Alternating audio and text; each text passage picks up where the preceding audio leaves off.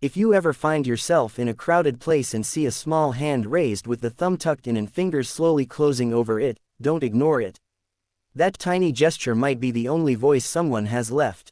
This is the story of how one little girl in a Canadian supermarket used that silent signal, and how one police officer understood it just in time. It was a freezing Saturday afternoon in Mississauga, the kind where the wind cuts through your coat and everyone rushes indoors. The supermarket was packed with families stocking up before another snowstorm. Holiday music played softly over the speakers, carts rattled over tiled floors, and the smell of fresh bread drifted from the bakery section. Constable Daniel Mercer wasn't on duty. After a long shift with Peel Regional Police, he had stopped by to grab milk and soup before heading home to his small apartment. He looked like any other tired Canadian man in a winter jacket, rubbing his hands together to warm them. That's when he noticed her. She couldn't have been more than 7. Blonde hair tied in uneven pigtails, pink boots with melting snow around the edges. She was walking beside a tall man in a heavy black parka. The man gripped her wrist too tightly for it to look normal. Daniel almost looked away. Maybe it was her father. Maybe he was just in a hurry. Then the girl glanced around. Their eyes met for only a second. Her expression wasn't loud. She wasn't crying. That was what made it worse. Her eyes were quiet, controlled, like she was trying very hard not to panic. She slowly lifted her hand. Thumb tucked into her palm. Fingers folded down over it. Daniel's heart stopped. He had seen that signal in a training video months ago. A silent hand gesture used by victims of abuse to ask for help without alerting their abuser. It had spread across Canada during lockdowns, taught in schools and community programs. He never thought he would see it in real life. The man tugged her arm and turned down the cereal aisle. Daniel felt a wave of doubt hit him. What if he was wrong? What if he embarrassed a family? What if he traumatized a child by misreading the situation?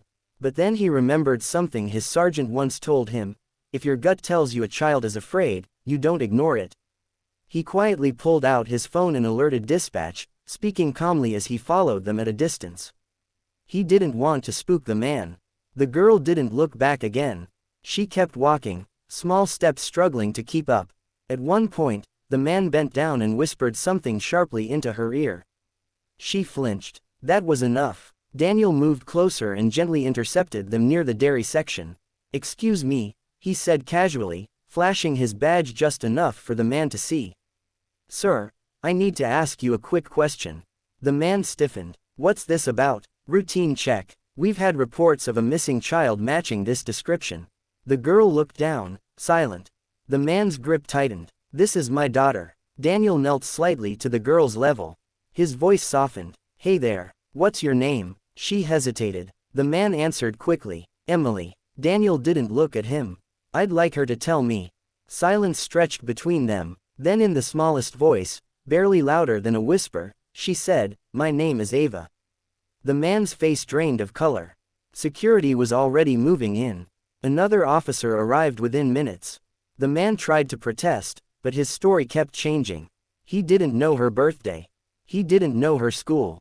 Ava began to cry, not loudly, but with the exhausted relief of someone who had been holding it in for too long. It turned out she had been reported missing 2 hours earlier from a nearby park. The man wasn't her father.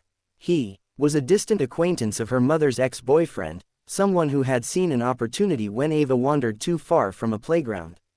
Back at the station, wrapped in a warm blanket with a cup of hot chocolate, Ava finally spoke more clearly. She had learned the hand signal from a school assembly about personal safety. She didn't scream because he told her no one would believe her. So she waited for someone to see her. And someone did. When her mother arrived, her sobs echoed down the hallway. She dropped to her knees and held Ava so tightly that even the officers had to look away to hide their tears.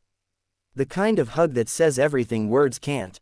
Later that night, Daniel sat in his car before driving home. Snowflakes landed softly on the windshield. He thought about how close it had been. One crowded aisle, one distracted moment, one person choosing to look away.